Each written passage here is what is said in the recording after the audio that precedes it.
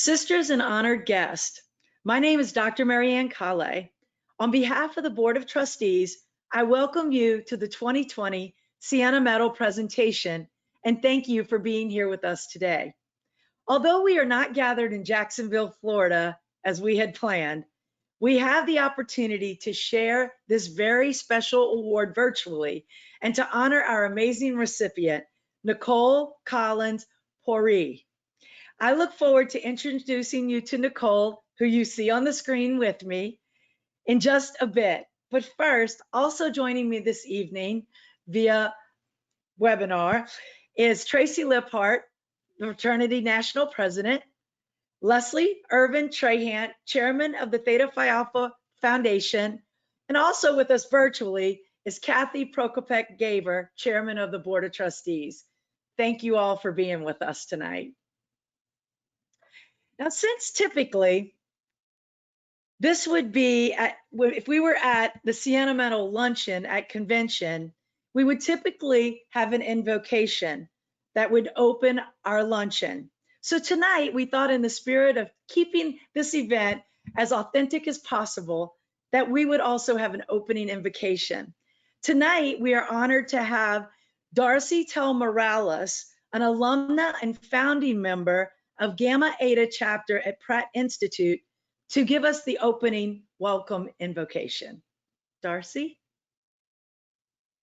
Hi, everyone. Today, we are honored to gather together to celebrate our 2020 Siena medalist, Nikole Collins-Puri, and to recall past winners. Nikole joins a prestigious circle of women of distinction honored by Theta Phi Alpha since 1937 for their endurance in order to achieve great accomplishments. Each Siena medalist, in their own special way, has contributed to making our world a better place. As Theta Phi Alpha sisters, joined by our common experiences that for most of us began in college, we recognize that we live in times in which many have not been fortunate to experience some of the opportunities we have been afforded. As we honor Nikole Collins-Puri for her important work in advancing women and girls in the STEM arena, as well as through her work to create communities and work environments where diversity, equity, and inclusion are a priority and put into action, let us remember that we live in a world that is not always kind and just, and that some of our very own sisters are hurting from unjust treatment. Let us remember our ability to make a difference in everything that we say and do to improve the circumstances of those around us. Let us remember that we are stronger together and that together we can make amazing things happen. Thank you so much, Darcy. We appreciate you.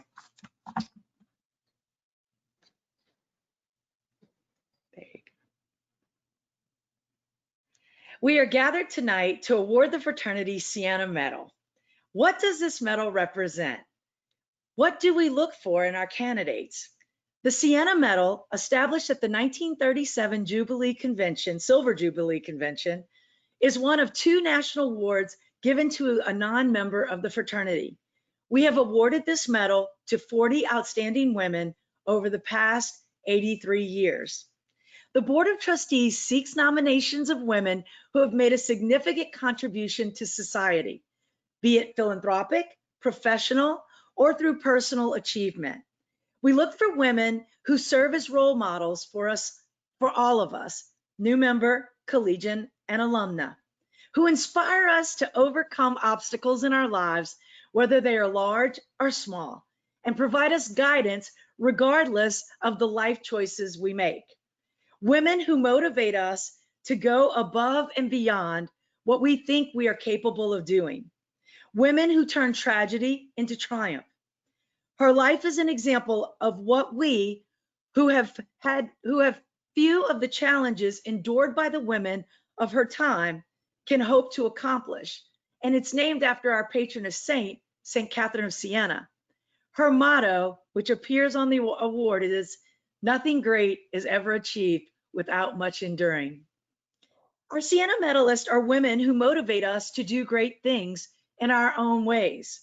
Women who inspire and empower us to take risk, to pave the way for other women to reach higher, work harder, and be proud of who and what we are. We can use this award to remind ourselves that women are forces to be reckoned with. And you're about to meet one of them in our presentation today. We have so much to offer. Let us look back at some of the previous Siena medalists. Jane Hoey, social worker, director of Public Assistance Bureau for the Social Security Board. Ann O'Hara McCormick, journalist, editor, world affairs reporter for the New York Times, and the first female recipient of the Pulitzer Prize in journalism. Ann Laughlin, administrator of the National Youth Administration, the UN Relief and Rehabilitation Administration. Irene Oberlin, president and founder of World Medical Relief Incorporated. Candy Leitner, founder of Mothers Against Drunk Driving. Nancy Goodman Brinker, founder of Susan G. Komen Breast Cancer Foundation. Rachel Simmons, author and educator, a champion for girls. Terry Grahl, Enchanted Makeovers founder, and our 2018 Siena medalist, Jenny Carroll, founder of the Circle of Sisterhood. All of these women have achieved greatness in their own right and should inspire us to greatness even in the simple things we do in life. Nikole Collins-Puri is a social justice visionary, strategist, advocate, and mentor who has committed her life to unleashing the potential to untapped communities. She's the CEO of Techbridge Girls Nonprofit, a nonprofit organization that excites, educates, and equips girls from low-income communities through STEM, empowering them to pursue STEM careers and achieve economic mobility and financial security as adults. Nikole is a master collaborator who is able to leverage her rich professional experiences in tech, philanthropy, and education to bring diverse groups of stakeholders together and urge social change in our communities. She's committed to removing barriers and increasing access and opportunities for all those who are often left behind by essential to the success and growth of our society. Prior to Techbridge Girls, Nikole worked at AT&T, where she spearheaded their diversity and inclusion efforts, at the College Board, where she advised states on their college completion strategy for Black and Latinx students, and at the Women's Foundation of California, where she advanced women's economic security by supporting and awarding grants to visionary grassroots organizers. Nikole holds a BA in political science from the University of South Florida and an MPA from City University of New York. And Nikole, our STEM women and our women from both of those states, we're very excited about you and to hear from you today. This is also a historical moment for Theta Phi Alpha, in that Nikole is our first Black woman to ever receive, and the only woman of color to ever receive, the Siena Medal. It's way overdue, and we are proud to say that Nikole will lead us into what we believe will be other women who are deserving to be recognized by this award as well. So I now invite Tracy Liphart, our national president, to present the Siena Medal to Nikole. Tracy? Thank you, Marianne. Nikole Collins-Puri, on behalf of Theta Phi Alpha fraternity, I present you with the Siena Medal. With this award, we acknowledge that your hard work and supreme sacrifice through Techbridge Girls to transform the lives of girls, as well as your life's work as a social justice visionary. You embody our motto, nothing great is ever achieved without much enduring. I present to you our 2020 Siena medalist, Nikole Collins-Puri.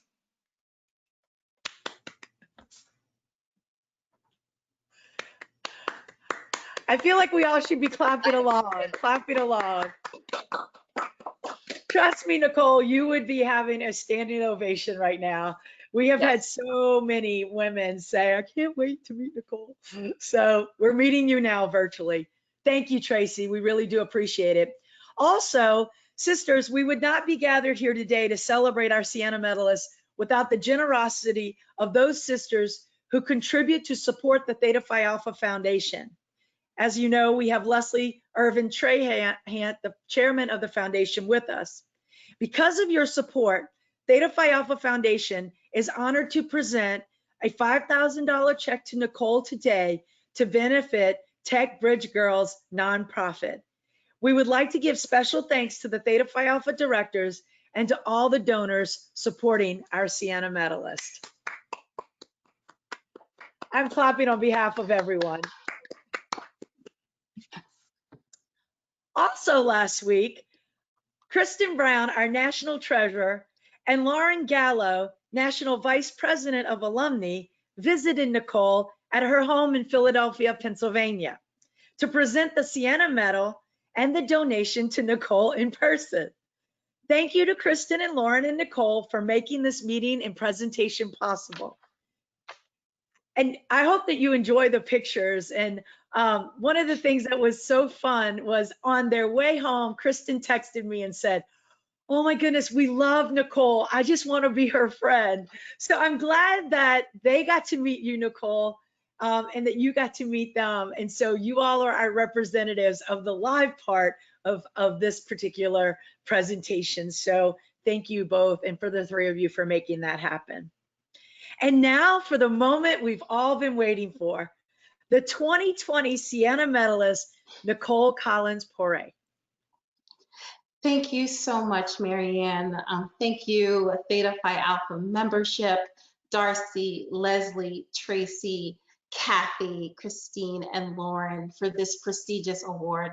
I'm truly grateful for this opportunity to be your 2020 Siena Medal recipient at this moment and point of time in our history. As your first African-American woman recipient in the honor's 83-year history, this recognition holds even greater weight in a time we find ourselves in the midst of two pandemics, COVID-19, which has disproportionately impacted Black communities, and our fight for racial equality and justice in this nation. So thank you. As I was preparing for my talk with you all tonight, I researched more about the woman and the legacy that this medal honors St. Catherine of Siena.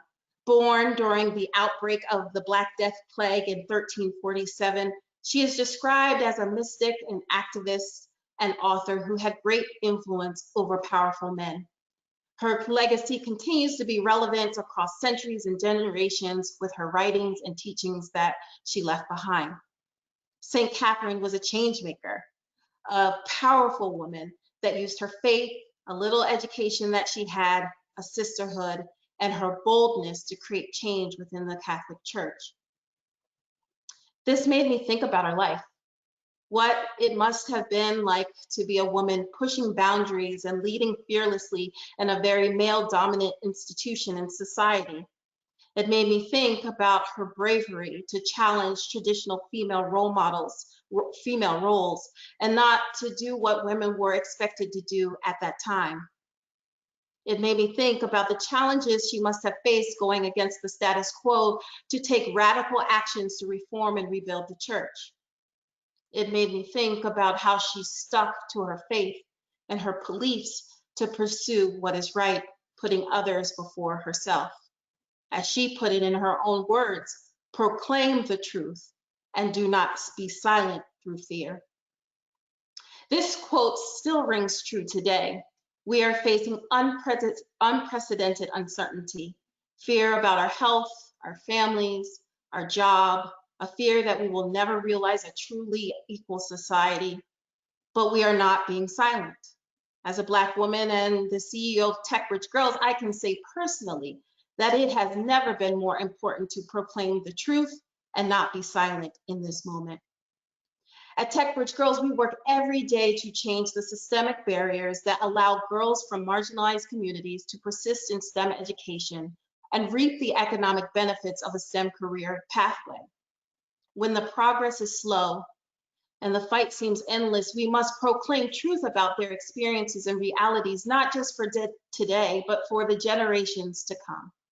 Because we know our girls are ready, willing, brilliant, and can meet the challenges of this century. We see this every day in girls like Eileen, who started with us in middle school, Latinx, low income, and raised in the tough parts of Oakland, California. Through our program and mentorship and the sisterhood she created with her fellow Techbridge girls, she pursued a career in STEM, graduated from UC Berkeley, and now works as an IT analyst for a Fortune 50 company.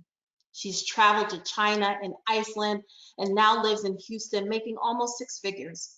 Before she became a Techbridge girl, she could not even imagine herself in that type of career. In fact, it had been told time and time again that she wasn't even suited for a job that involves math and science because she was a girl, Latinx, and poor. Our girls are just untapped. They're not inadequate. But the truth is that we are not addressing the real issues that are leaving our girls behind. The lack of access to quality STEM education, support networks that can inspire, encourage, and help our girls navigate their persistence, and the ability to tell their story with their voice and their experiences at the center. Let me just tell you, it takes way more than coding and role models to get girls, especially from low-income communities, to stick and stay with their STEM pursuits. It's a holistic approach that is centered on a community that holds each other accountable, advocates, and acts on ensuring our girls get to the finish line. And it's the community network, a sisterhood that our girls create through this vehicle called Techbridge Girls that keeps them motivated when the journey gets tough. As a sisterhood that shows up for each other and doesn't hold them back from achieving the promise of a better future. That is the promise of coming in and walking in to a Techbridge Girl program. When I walk into our classrooms or attend one of our conferences, no matter if it's 20 or 2,000 girls in the room, there is an intense energy, power that is ready to be unleashed. We just have to strike the match to set it on fire. It is the connection, the common interests, values, and the collective gathering that is immeasurable. And I ask myself in those moments, do they even understand the power in which they hold? Not only individually, but as a collective force. And if they did understand that power, what could be possible? We sit here tonight with our Greek letters that provided us the opportunity to be part of something that once was restricted from us. Theta Phi Alpha being founded for Catholic women, or myself as Delta Sigma Theta Sorority Incorporated in my 21-year anniversary, being founded for college-educated Black women. The nature of what our institutions represent is not only a place for belonging, but it's a training ground to unleash our individual and collective power, so we are equipped to see the change we want in this world. Sisterhood provides a place of comfort and security. It allows us to find and hone our own voices. It gives us a vehicle to give back, take action, and make change. And it can also be a place where our beliefs, actions, and behaviors are checked, and we hear new perspectives and thoughts that question our own. I remember when I first started in leadership in my sorority. I was the Kappa Iota chapter president of Delta Sigma Theta Sorority Incorporated. I wasn't the most popular of my chapter sisters. I didn't go to all the parties. I wasn't in the know of all the gossip. Sisters didn't gather at my dorm for sleepovers or final cram sessions, but I was responsible and I demonstrated leadership. So my sisters, number one, they felt I was the best one to keep us out of trouble. And two, it was my vision that I wanted for our organization to rebuild our reputation on campus that drove them to say that I was their best leader. But what I learned in this position that I held for 2 years is that you won't always be liked and can't make everyone happy. As a young leader, I learned the impact of proclaiming the truth and not using fear to silence what is right really early. It's not an easy pill to swallow or an easy act to live by, but what was demanded in the role of leadership, and more importantly, if I wanted my organization to thrive and be the powerhouse I knew it could be. So in that moment, I learned that you can be in a sisterhood, but also feel alone. Alone can make you question the bonds and loyalty, question the values and belonging. Those were all feelings I experienced and understood there was a sense of that because of the role that I had as a leader of my organization. But I also believe that the sisterhood transcended the traditional ideals of leadership, especially when you are bonded as women and the relationship holds certain truths. What are those truths in those moments of loneliness? How does the sisterhood recognize the isolation of its members and surround her with the support and care that it is known for? Can the sisterhood stay loyal in the midst of adversity? How do we eliminate the whispers from sisters to minimize that isolation? And what happens to the sister who feels alone? Can we expect her to continue to respect the ideals of the sisterhood, draw in new members to be part of this lifelong bond, continue to give her time, talent, and treasures to an institution that doesn't recognize her loneliness? Our sisterhood can only be as strong as the conviction of its values and compassion and empathy for its members. So today I ask you to not let anything get in your way of unleashing the greatest potential of this sisterhood. So it can be a powerful force that moves the first word in your creed forward: justice for each fellow woman. This is the moment when all sisterhoods must do our internal work and clean up our own house to ensure we are walking the ideals of our founders so we can lead others into a world in which our founders envisioned. Sisterhood can no longer be just about the common interest or a social network, but the collective power and action as women united across all walks of life, coming together for generational justice. We are in the midst of a historical movement that believes no longer that we will accept the unequal treatment of those who are not white, Caucasian, Christian, or male. This means all women have to be on the front lines and use our collective power to change the status quo. I'm grateful for Tracy, your national president, with her recent message titled, "We Have Work to Do," that outlines a plan for this organization to address its own shortcomings to ensure that you are walking your creed, justice for all.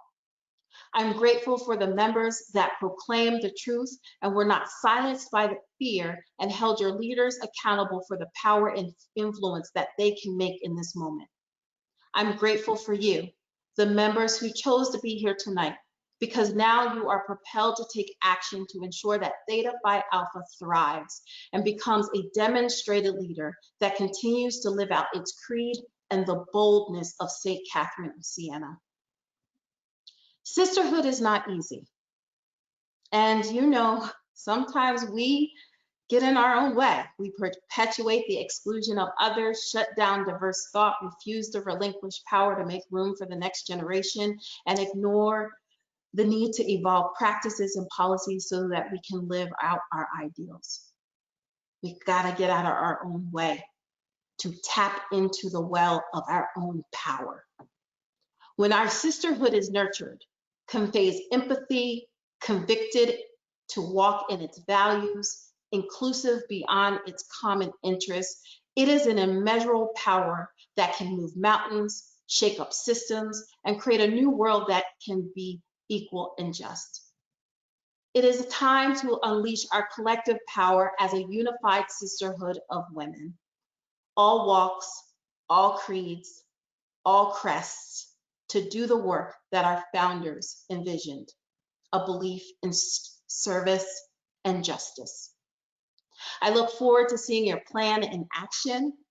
I look forward to not waiting another 80 years to honor a Black woman or a woman of color for this prestigious award. I look forward to being an extension of your sisterhood and a partner toward our fight for justice.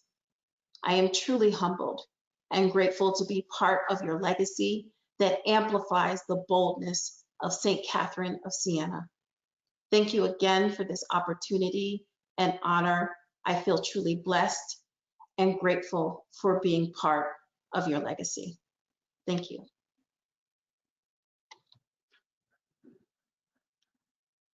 Thank you, Nikole. What an powerful message, and one that we all need to hear. And especially as an organization who is trying to, I think, understand our own history and where we've come from and what we need to do better. You mentioned we have work to do, and you've mentioned the plan that Grand Council and Tracy delivered on behalf of our Grand Council. What are your thoughts about ways that we can actually, as members, not just as our council or our leaders, but how can we as members really make Theta Phi Alpha an organization that is welcoming, that is not racist, that is anti-racist, that stands up for truth, justice, friendship, all of the things that we talked about, that you talked about. What are some suggestions that you have to kind of give us a charge tonight to do better? Yeah, thank you for that. Well, as I noted, on one of the slides that outlines the steps that you all are taking, the first is to put it in writing and show it to your membership. Because the reality is now your membership needs to hold you all accountable for what is on paper. Right. And I think that any process that you're going to walk into is about doing your own own work internally. And that's individually as each of our own personal walks. So, you can Google anti-racist and probably get a list of resources and books that folks can read, have conversations, hard conversations about what race means and has meant to individuals in their walk and path in life, how it has showed up in the organization, what changes need to happen based on that, and be a place of safety for listening and learning. Right? Because the only way you're going to welcome, one of your goals is to improve Black members and women of color in leadership positions, is that they see that this is a safe place to actually be, that they can be themselves authentically, which is sometimes the biggest challenge of walking into spaces that you are the only, is that do you have to subscribe to what you want me to be, or are you going to accept me for who I am, right? And so how are you nurturing that? How are you getting the tools, the resources, the training, the experts to really create, craft those environments? How are you staying accountable? By checking in on your memberships to see how the process is working. What is, the internal infrastructure that you've developed in order to move strategy and practices and policies forward? And where are you putting your money? Where is your resources going to help advance that as well? Thank you. We appreciate that. And Nikole has had a number of conversations with us. I think we started talking about all of this, even though it's been 6 months ago. And on our last call, I shared with Nikole, I said, we will hopefully be looking to you. You're a part of us now, and hopefully we can look to you to help us with your expertise and the work that you have done. So we are so happy to have you as a partner and a part of the Theta Phi Alpha experience. So we appreciate that. Those of you who are on the webinar, if you would like to put a question in the chat feature that you would like to ask Nikole, please do so. I do have a few others that I would like to, that I'll ask her, but we'll be checking in on yours as well. So Nikole, you mentioned, and I didn't say in your intro, that was one of the important pieces I was supposed to say, but as an initiated member for 21 years of Delta Sigma Theta Sorority Incorporated, and I know your sisters, when they see this, will be very proud that you have red and white on. I would have expected nothing else, but one of the things that I know, I was a fraternity and sorority affairs advisor and advised the MPHC organizations, and one of the things that I was fascinated about, and we still look to you today, is that you get lifetime commitment, and in a much different way, to be honest with you, in a much better way than we do as members of MPC and IC sororities and fraternities. What are your thoughts about lifetime commitment, and how has Delta Sigma Theta Sorority Incorporated helped shape you into the woman? I love that you talked about a 2-year president. You were really a glutton for punishment, I think, to be a 2-year president. I was a Yes. 6-year national president, and I don't even know why I did that, but it was an honor. But it's a long time to be a 2-year chapter president. And of a collegiate chapter. And I love that you told stories that you weren't always the most popular person, but you were responsible, you were a great leader. And so they were smart women to choose you, obviously. But how has that defined you? How is, being a member of a sorority, and we're under fire today for a number of reasons that we should be, in many ways, but the value of sisterhood and friendship, we believe, is still important. How has that helped you?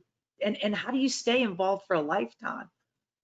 Yeah, I mean, it is about that environment, right? And so I will say, yes, I was a 2-year chapter president for my collegiate chapter, but I've been on executive board for 15 years out of the 20 years in which I've been a member of this organization. And so that's why I felt like I could be real with you all about sisterhood, because I get it. I know it.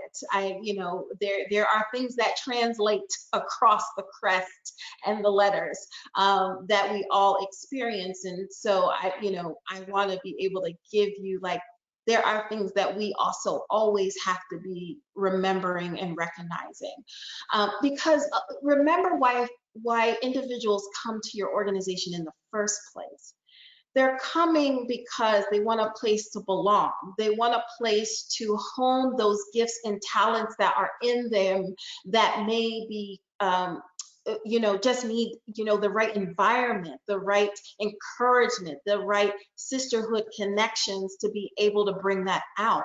And so that is what we have to always preserve, right? So when you talk about lifelong commitment, it also means what was the commitment and the experience from the jump.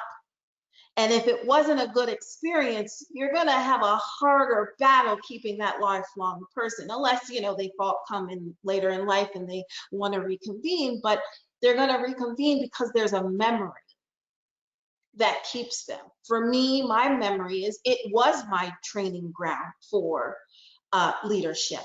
I was surrounded by amazing Black women leaders. Like my mentor was a regional director who then became the national president.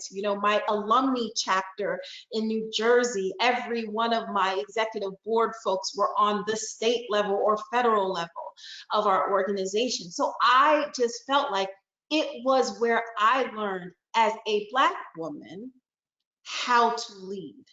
Because remember, the world tells us how to lead from a white patriarchal perspective. And I needed to balance what learning in AT&T and being the only, right, was a way of learning leadership. But then there was also a different way of learning leadership. And luckily, I can put those two worlds together to kind of hone my own. But the reality is that for me, it was my training ground to lead authentically. And I think that creates the question around your lifelongness. And we also had structure. So I'm not as familiar with Theta Phi Alpha's structure, but there's an expectation when you graduate collegiate that you are going into an alumni chapter. And you are going to work in that alumni chapter. And, our alumni chapters, most of them are nonprofit organizations. So we doing work. We're working in the community. We're, giving out scholarships. We are advocating on Capitol Hill. We are doing things. So there also is a structure that enables us to continue that lifelong commitment. Well, and all of the women of Delta Sigma Theta Sorority Incorporated that I've had in my life are very, very strong women who I have a lot of respect for. And one of the things that I did learn that I think that we don't always do such a good job of is oftentimes you'll hear members of, like, even of our organization, they'll say, I was a Theta Phi Alpha. And, you know, one time I said that and a student said, when did you get suspended? I said, I didn't get suspended. A member of an MPHC organization. And he said, well, you said you was. And we will never hear a member of Delta Sigma Theta Sorority Incorporated say they were a member. And so you will always be a member. And so we are trying to learn from you and appreciate that very much so. So I love how you've been able to take your sorority experience and your professional experience and they support one another. And that's what we all hope will happen in the lives of our members. So thank you for that. What are some ways our women will ask, and the ones whether they're live tonight or whether they are going to watch us later, what are some ways that our members could get involved with Techbridge Girls? I know that some of our STEM women on this and who will see this will be like, this is right up our alley. So what are your thoughts? Well, I remember when Christine and Lauren came to the house, you know, they talked about like there's a big, you know, contingency of STEM women and a big contingency of education. And for me, I'm like, perfect, because we're STEM education. So that is really exciting to know. And you know, really, we actually do have an opportunity that I would love to explore with Theta Phi Alpha. Last year, I acquired an organization called Expanding Your Horizons Network. It is a 45-year-old girls serving STEM organization that has provided conferences across 43 states, mostly on college campuses, for a day of STEM learning, connection to role models, exposure to college atmospheres. And, you know, some of our most successful conferences are, you know, driven by, you know, students on those campuses that are part of either the College of Engineering or College of Science or College of Education, or they are part of an affinity group. So they are part of a sorority or a, you know, interest group on campus. So we would love to, you know, see where there's, number one, if there's any overlap currently on campuses with our Expanding Your Horizons network to bring you all in to volunteer through those conferences, but conferences that, or campuses that we don't have conferences all, we would love for you all to think about partnering with us and bringing Expanding Your Horizons conference to your campus. And we're happy to share, you know, what that looks like, how that happens. We make it pretty turnkey.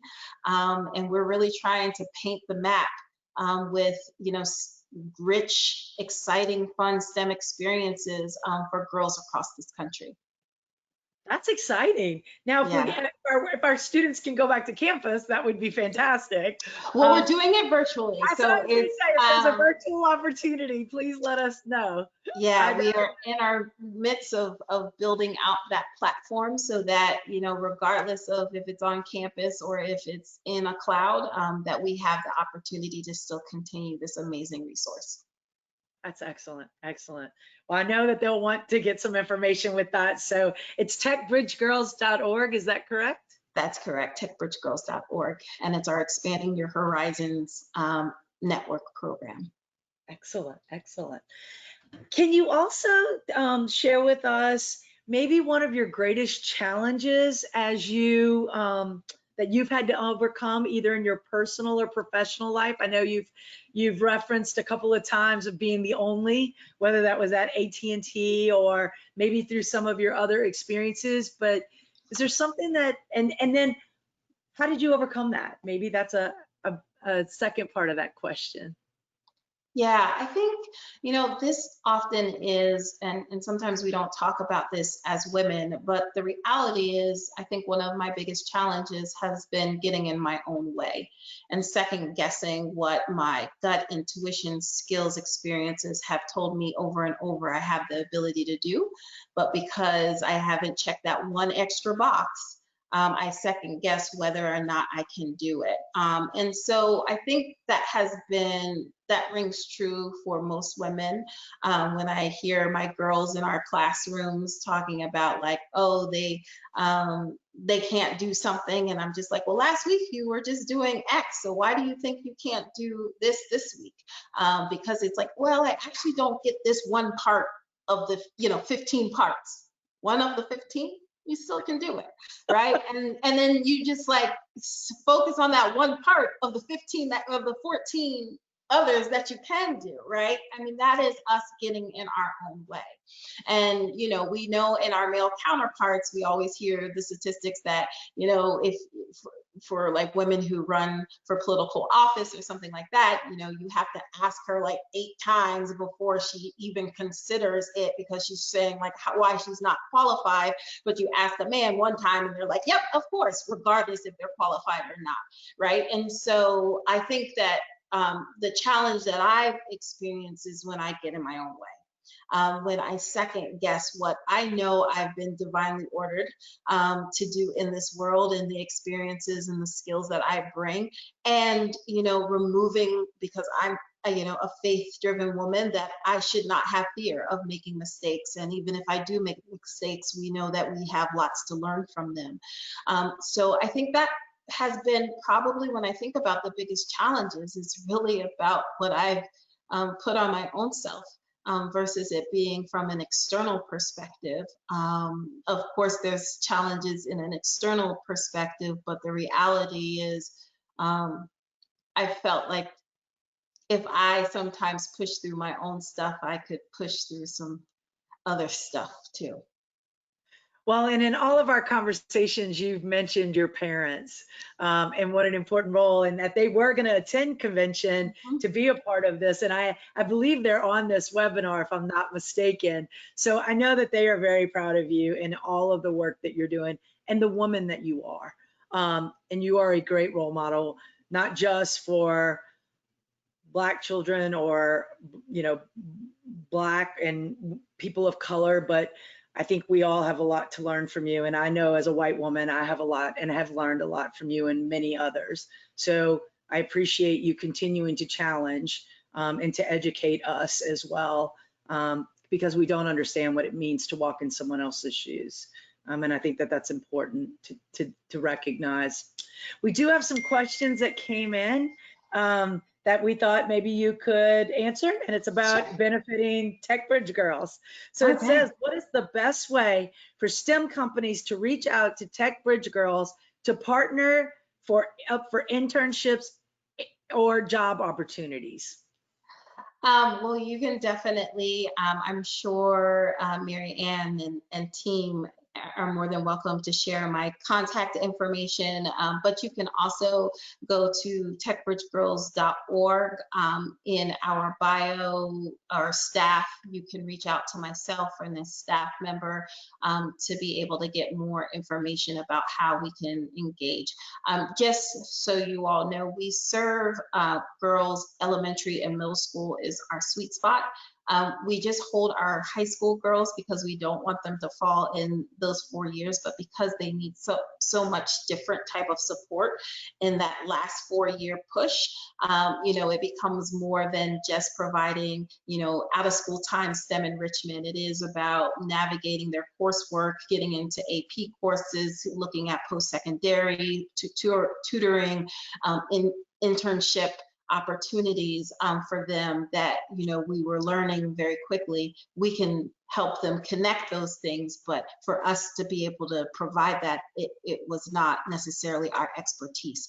So our biggest group of girls is 4th grade through 8th grade that we serve, and then we just hold our high school girls to support them as much as we can. Okay, that's good to know. Very good to know. Here's another question. The STEM questions are coming, and I knew that was going to happen as well. How do we best get women in STEM who have a tremendous course and workload to want to be engaged and also start up new initiatives as a young or soon to be alumna? Like, how do we, because they're very busy, very rigorous coursework. how do we, because oftentimes they make choices, right? And sometimes being in a sorority is not one of those choices. So what would you recommend? Yeah, I mean, it goes back to what environment are you creating for those women to be engaged, right? Like you just heard their reality. So how are you, may not be having, 7, 8 o'clock meetings at night, or you may have to like relook at when you have chapter meeting. I mean, I was a Division I scholarship track and field athlete.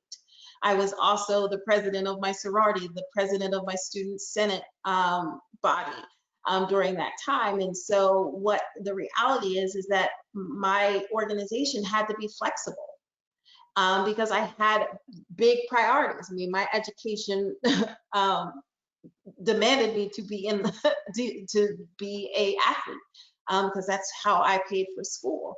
So I think you have to think about how you are creating space for those students to be able to engage. How are different ways that they can tap in? For example, if you say, hey, we want to have an expanding your horizon program, can you help be part of that committee? It's like from this, these 3 months that we need to dedicate to put it together. Do you have the time capacity? It's something that's very aligned with your interests. It's a short period of time, so you know when it's going to end. So just being conscious about where your members are, or where your prospect of members are coming from, and then how do you need to be adaptable to make them feel welcomed and that they can actually tap into the great resource that you provide.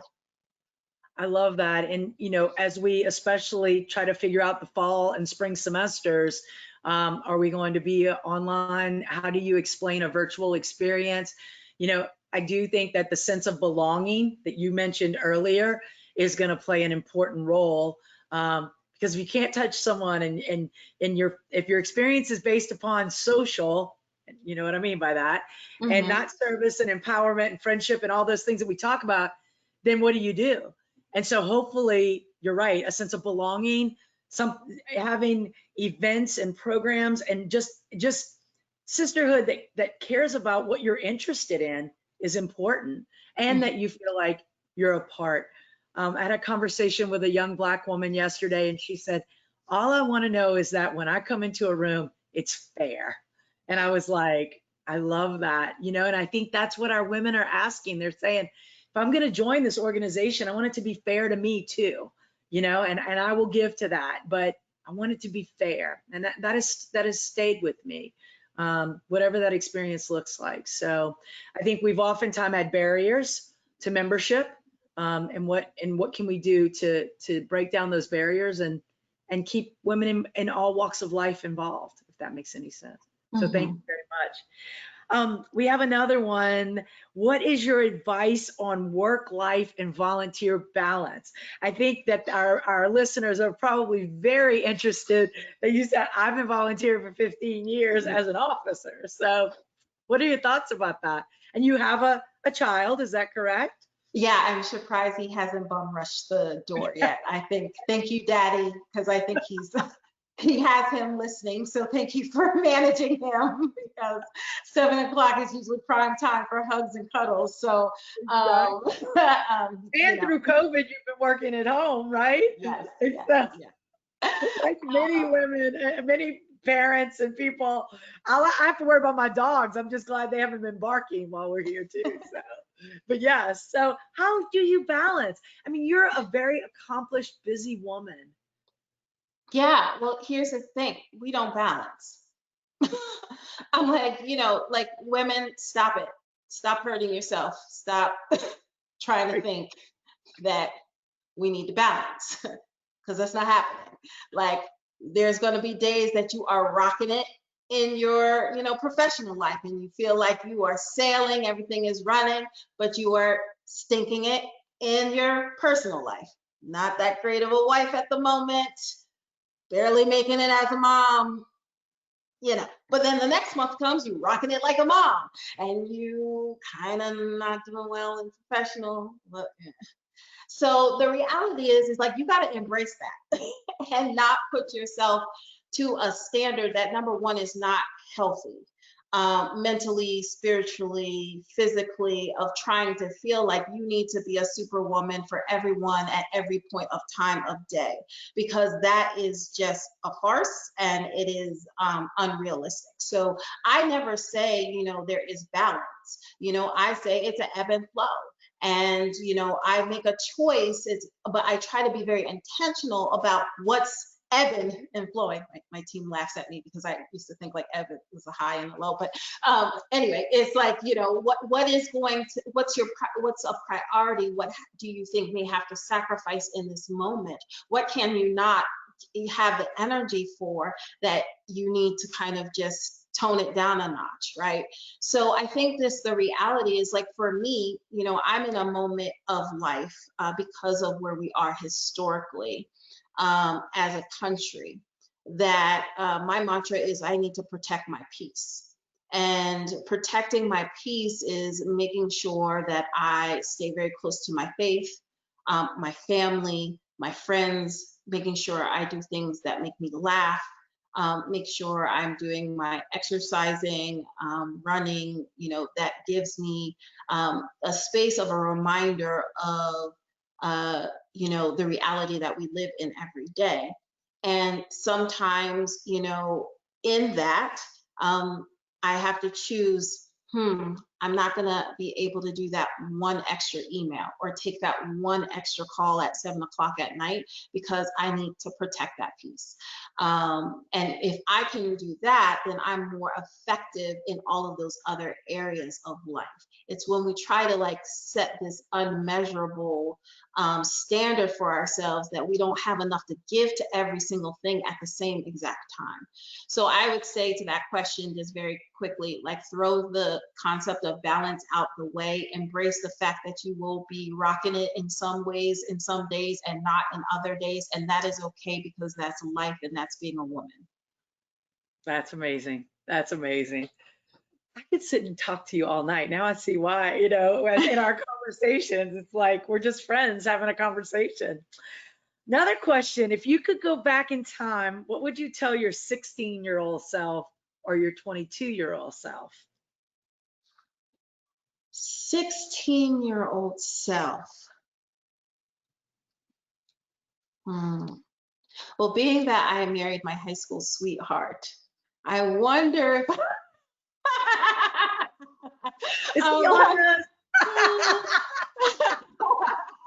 I won't choose that example. Aw. No, what would I say? My 16-year-old self, I think for me is to like be okay with you. You know, I grew up in a place where I was literally the only Black girl in my whole entire secondary schooling.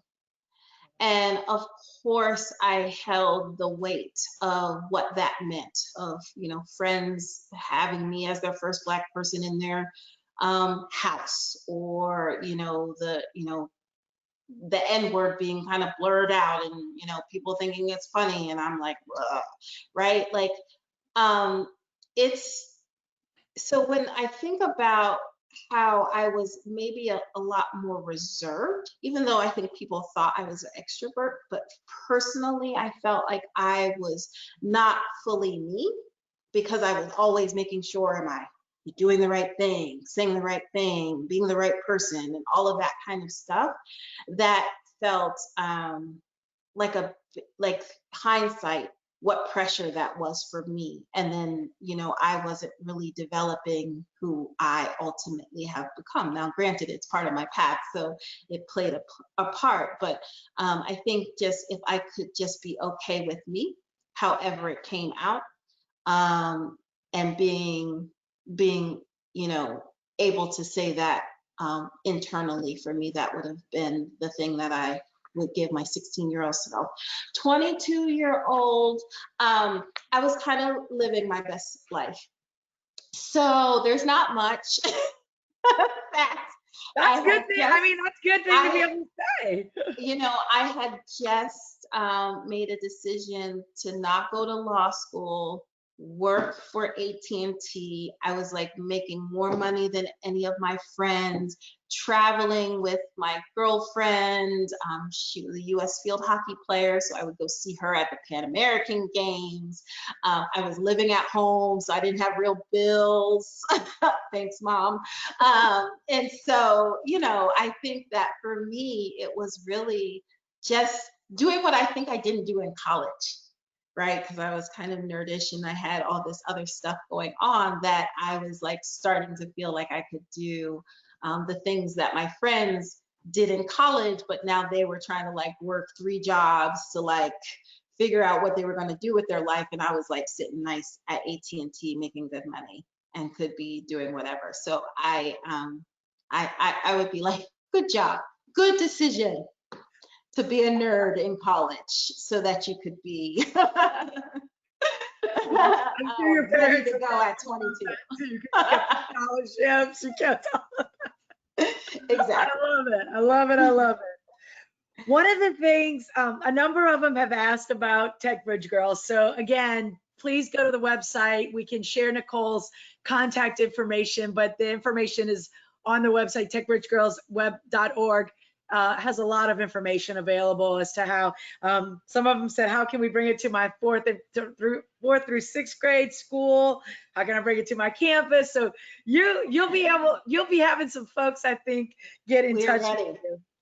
And Yeah, we maybe have a bold goal, 1 million girls by 2030. So we need all the help that we can get. So please contact us. Our phones are ready to take your orders.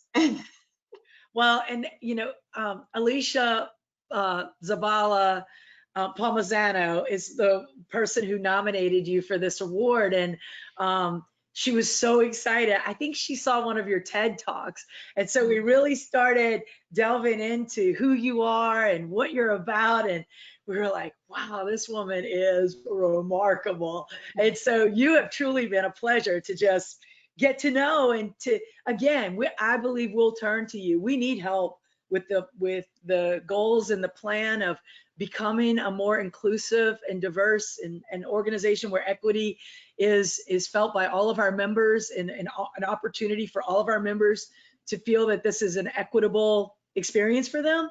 So we are going to turn to you, and hopefully then we can also give back to the work that you have committed your life's work to. So I think you'll have some folks communicating with you. And then Thank you. this is our last question of the night, and it says, research says that women define sisterhood as moving from selfishness to selflessness. Selfishness to selflessness. In your opinion and experience, how can we continue to educate our women to get to the place of selflessness in today's world?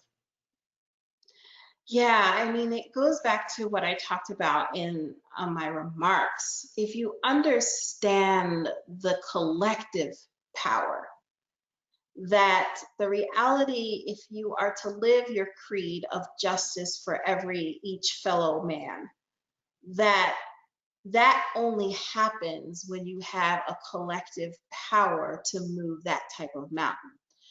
And so the way that you have to think about it is that in order for you to live the ideals of the work and the creed of the organization, is for you to go behind the veil with the rest of your sisters to move forward.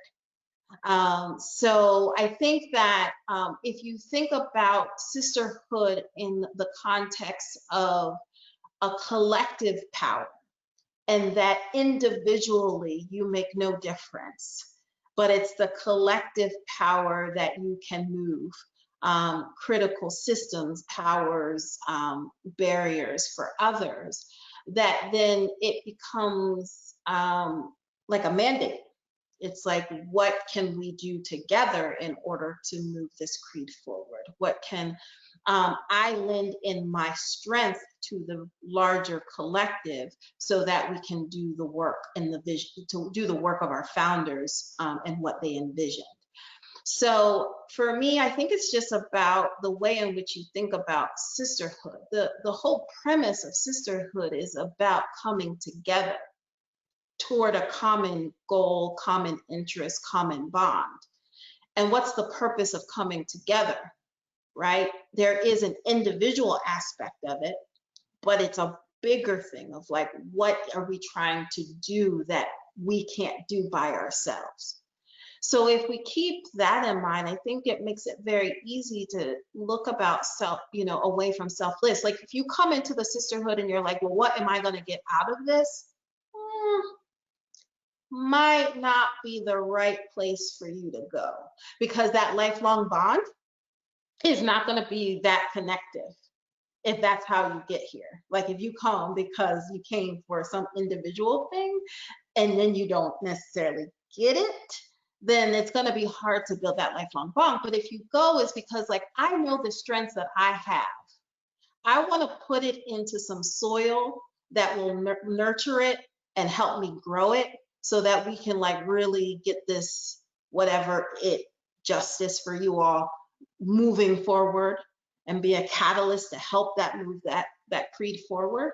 Then you're going to also be able to create that lifelong bond that you all are seeking and wanting more of. We could talk about this all day long, because, it is a challenge today for people to understand. It's more seen of how much am I paying for, as opposed to it's an investment in myself, the others that I'm involved with, and what does that look like. So, and we have one more that I think will be a great way for us to kind of, I think really for you to leave us with some words of wisdom. It says, what do you think are the biggest obstacles women in general and women of color in particular face today? Are they different from what you dealt with? Are they different from what was the last part of that? What do you think are the biggest obstacles women in general and women of color in particular face today? Are they different from what you dealt with? So I'll start with, do I think that they're different than what I dealt with? Not necessarily, but I think they're packaged different. The packaging looks a little different, but the essence of what it is still the same. And it's funny, what I was leaning over is because I had this speech, this talk a few weeks ago. Somebody asked me about like, what do you think are the main challenges that women encounter in specifically in their leadership journeys, or just, walking in their authentic self. And I kind of broke it down in 3 areas. One is societal perceptions.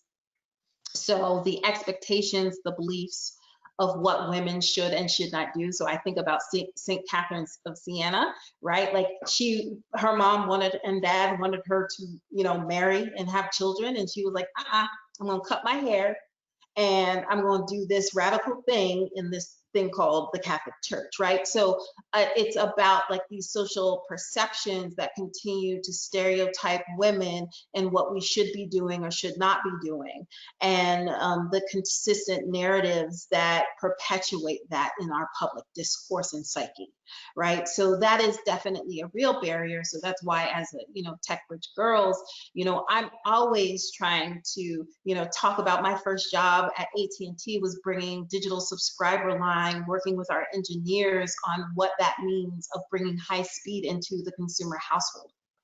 For all the folks that are, younger than Generation X, DSL used to be the cord that we plugged into the wall and the computer to get high speed internet. Sorry. But, like those were the expectations that I always talk to our girls about, of like, no, yes, you can be a woman, you can be a woman of color and be part of this industry. And not just because there's a few doesn't mean it needs to stay that way. And that's why we need you to help us, change that. And then that also helps change the narrative and perception. The second thing is it is systemic, right? So we have systemic institutionalized sexism aspects and racial and classism issues that we as women of color, women in general, are combating. So, it's everything from wage parity to policies that are written and unwritten. Like, the reason why you're chosen for certain jobs is because you don't have a child. Because if you have a child, it means like, oh, they may have to leave early and stuff like that. So there's these policies and practices, sick leave, paternal leave, all of these practices and policies, caregiving roles that we have that are systemic in our society, that perpetuate women to really thriving in growth in their own leadership or advancement in their professional careers. And I think the last one is really around emotional and cultural. So I think it goes back to the question about balance, which this feels very connected to it. But what we've learned in Techbridge girls and women in general, girls and women, is that we have a perfection syndrome. We have a fear of failure, and if it's not 100% right, then it's like not worth doing. And so, or we can't get 100% right, it's not worth doing. So there has been like that ingrained emotional experience that girls, women need to be perfect, and the aspect of failure is not part of our psyche, right? But the reality, especially in STEM, you got to be willing to fail. Like it's the engineering design process. Like it is part of the actual ability to be an engineer. You have to be able to fail because you learn from that. But we put so much emphasis on the product than the process that challenges us to kind of get out of our own way. And I think, as a mom, I can speak to this, and as a wife of like guilt, right? That balance. So if I can't make the homemade cookies for my son for his kindergarten class, I have to go to the grocery store to buy it. Like, oh, I must be a bad mom. No, you work, and that's okay. Like that's what you have to do. But that guilt, that emotional and or cultural, right? Like the cultural expectations of roles, gender roles in your family, and how you are either perpetuating or shifting them play such a critical role. And then our internal confidence. So when I talked about getting out of my own way and believing in what I know my experiences and skills and gut has told me, but I still question that. But really learning how to get out of our own way so that we are really operating in the brilliance that women actually are in full throttle. So that's what I would say, some of the challenges. And yes, those were exactly challenges in my experience into this role, and continues to be my challenge today. I think that this next new generation of women and girls still operate in some of these challenges. The packaging is just different, right? They have to, the emotional and the societal pressures and perceptions that they get inundated every day through social media or pop culture or in school, and all of those things that kind of perpetuate that ongoing reminder, and then trying to like combat that. I feel like that's what I didn't have growing up. I could be my little introvert and kind of seclude myself from that, but it's hard when you are in an always on generation. Well, we're glad that you don't seem quite as much of an introvert today, or at least not in the experiences I've had with you. And we are just so thankful. And for those of you who want to follow Nikole, LinkedIn is a platform that she is definitely visible on. And we are only one of several awards that Nikole has been awarded in the last month. It seemed like every time she popped up on my LinkedIn, I was like, Nikole's been awarded another award. So we all were the first. We were the we are just so thankful for really your time. I mean, this has been a big effort on your part. And we know we have had a lot of people on our end behind the scenes, from our national office staff, our board of trustees, our grand council members who have engaged, our foundation, and Darcy for joining us tonight. And we really do appreciate you and who you are. And for the Theta Phi Alphas here tonight, and those of you who will watch, I hope that Nikole's words and her passion, and as a role model, as a woman, as a Black woman, that you really learn and continue to look to her for guidance and for wisdom. And that's part of who we are, is that we are trying to seek truth. We are trying to be good friends and sisters. And we're trying to create just environments. And so that's our challenge. That's where we came from our founders, and that's where we are today. And we're not always going to get it right, but as long as we continue to work together and to question and to challenge, I think we'll make our founders and those who came before us proud, and even more proud as time goes on, or prouder as time goes on, that we do become more inclusive and diverse and create environments where women feel like they belong, all women of all walks of life and whatever background they come from. So Nikole, we appreciate you. Congratulations on being the 2020 Siena medalist for Theta Phi Alpha. And we can't thank you enough for allowing us to celebrate with you. And thank you to your family for sharing you with us over the last couple of months and working through this, and your staff, who has been wonderful to work with. So we hope that we can continue to partner with Techbridge girls, and for you to continue to help us to be better. So thank you very much. Thank you, Theta Phi Alpha. What an honor. It's been really great. Yeah, please. You know, I would love to hear from you. It's so weird to talk to just a screen. So would love to see the faces and the comments of you all through social media or wherever, to say hello. Would love to stay connected as we continue to go through our COVID-19. But do you allow people to follow you on Instagram? Because I know that's what our younger members. Okay. Yes, And yeah. Do you have a particular, is it just your name or is it something different? I think it's my name. Don't tell my team. Okay. I'm like, I think it's my name. No, Twitter is like Nikole with a K, so N-I, capital K-O-L-E, capital C as in cat, capital P-U-R-I. So Nikole C. Puri is my Twitter handle. You can find me on LinkedIn through Nikole Collins-Puri. And Instagram, I think it might be NC Puri, but I'm sure you can just do Nikole Collins and find me too.